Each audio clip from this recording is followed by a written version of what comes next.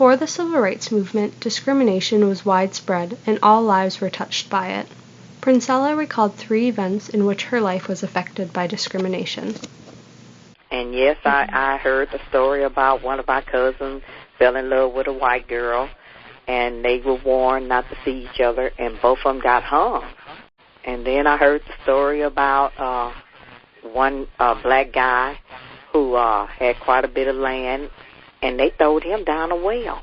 And then there's an article on this little black child that was kidnapped by these 3 white guys, and it had a court case on it. But the next day, the child was missing, and in the court records it states that they think the white guys killed the child. They said they stole the child. I guess it was about 2 or 3 years old, and his head was off of him. And they had been hearing the child crying all through the night. In addition to the violent racism Princella witnessed, Mac also described some discrimination he encountered in his everyday life. Then we had this eating place, and I was a little bitty boy, got a teeth pulled. And I said, Mom, why is we back here? And she was trying, hush, boy, you know. And I said, when I get big, I'm not sitting back here.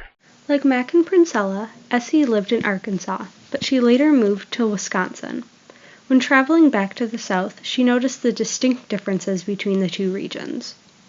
And on the way south, when you get to Jim Crow country, that's when things begin to change as far as attitudes. No matter how old your parents were, white people called him a boy. They would say stuff like, boy, where are you going?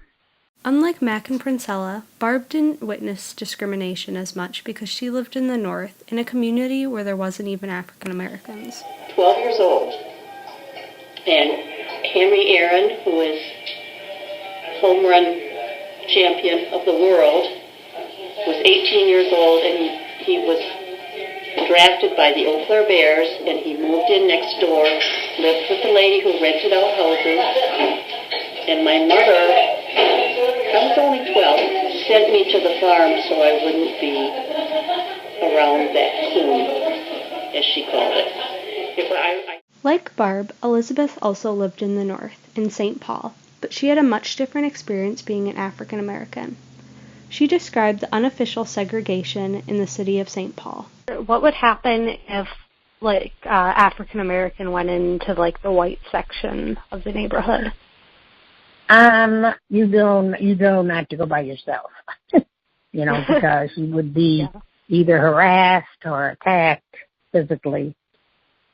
Even after the Civil Rights Movement, racist attitudes still remained, and reminders of discrimination were still present in the South. Even when my kids were, in grade school, and I did take them to the South, a lot of the signs were still up, but they didn't enforce it. We went to the Dairy Queen down there, and they did have their signs up, colored and white, over the windows that you go up, to order. In addition to the lingering racism in public places, African American children in integrated schools also felt the unequal treatment. So no one was being blatantly singled out to do this or that. There were those little episodes, but those aren't the things that stick in my mind. The things that stick in my mind was what was happening to everybody. The buses were raggedy, the books were, everything that we got was secondhand, and where we sat even was in the back. You knew that you were different and that they felt like it was a privilege for you to be there. Mary was placed in an integrated school in 2nd grade, and by the time she got to college, she thought the discrimination she faced in elementary school would have dissipated, but this was not the case. I show up like everybody else, and he just tells me, I can't pass you. He said, you know what the journalism skit was for last year? He said, we all put on Klan hats, and we sat at the edge of the stage with our legs swinging, and we sang, I'm a bigot, you're a bigot, wouldn't you like to be a bigot too? That was at the University of Arkansas, 1980. Oh, my God. 1980. Like Mary, Kelly was born after the Civil Rights Movement, but she still faced a lot of racism in her life. Her biological mother was white, and her biological father was African American, and she explained why this caused them to give her up for adoption. My biological mother, back then it wasn't kosher to date interracially.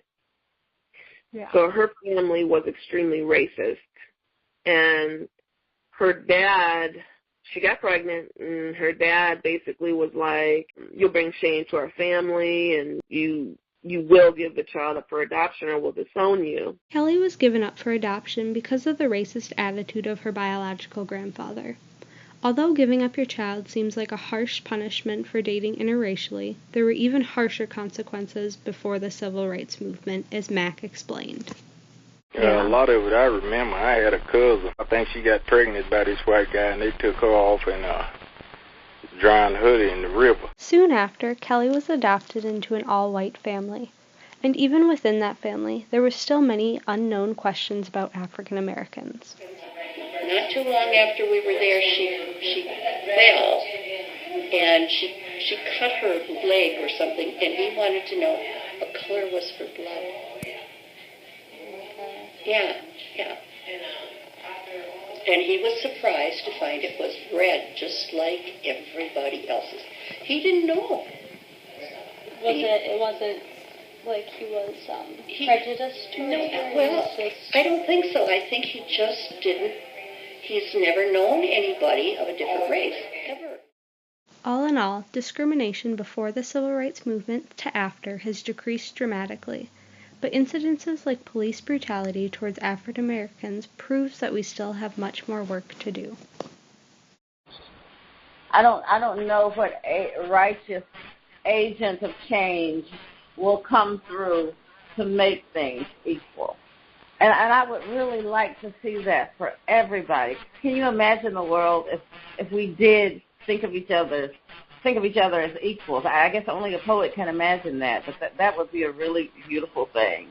That would be a really peaceful place. I long for that.